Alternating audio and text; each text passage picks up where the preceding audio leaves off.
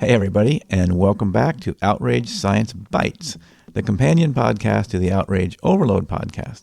I'm David Beckmeyer, your host and Outrage Overlord.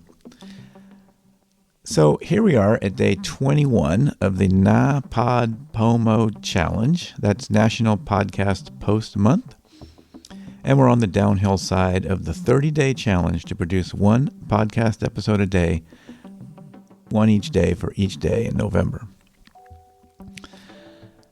So today I wanted to take a step back and talk about why we spent so much time discussing cognitive biases. I've heard from some folks things like along the lines of, why do we need to understand all this technical psychology stuff? Can't we just focus on the practical aspects of outrage culture? Well, I mean, sure, we can.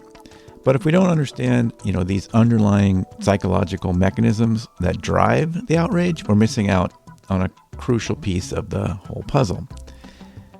So, these biases that I keep talking about are not just interesting psychological quirks. They are the root of our divisiveness and hostility. They're like invisible forces that shape our perceptions, judgments, and behaviors, often in ways we're not even aware of. Here's the thing. Our brains are wired to seek out information that confirms our existing beliefs and to avoid information that challenges them. And that's one of the things we talked about. That's called confirmation bias. And it's a powerful force that can make us increasingly entrenched in our own perspectives. It makes it harder to see things from another person's point of view. And there's a bunch of other ones. We haven't talked about all of these, but there's the availability heuristic. That's the tendency to judge the likelihood of something based on how easily we can remember examples of it. An example of that would be, if you're constantly bombarded with news stories about crime, which we are, we're more likely to overestimate the actual level of crime in society. And that's what we see when we look at the stats, right? People typically grossly overestimate the actual level of crime because we're just bombarded with those news stories.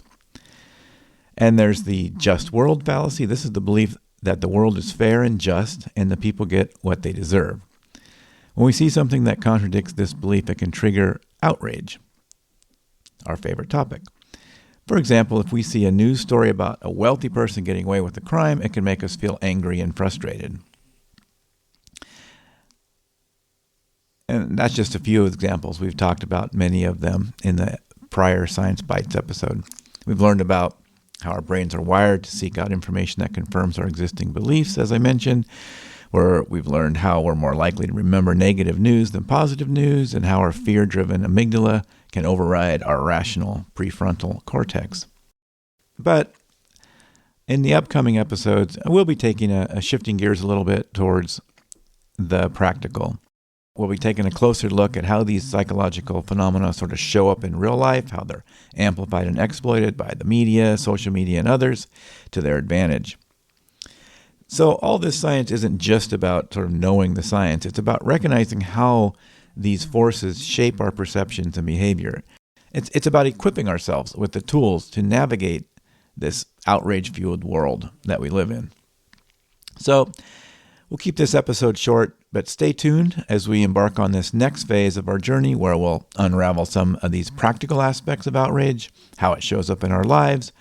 So get ready to be informed, enlightened, and maybe a little outraged.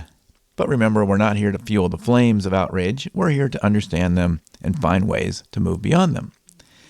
So if you like this episode and some of these episodes, you may appreciate the long-form Outrage Overload podcast, which you can find at outrageoverload.net. And also, if you have any ideas for these episodes, you can contact me at outrageoverload@gmail.com.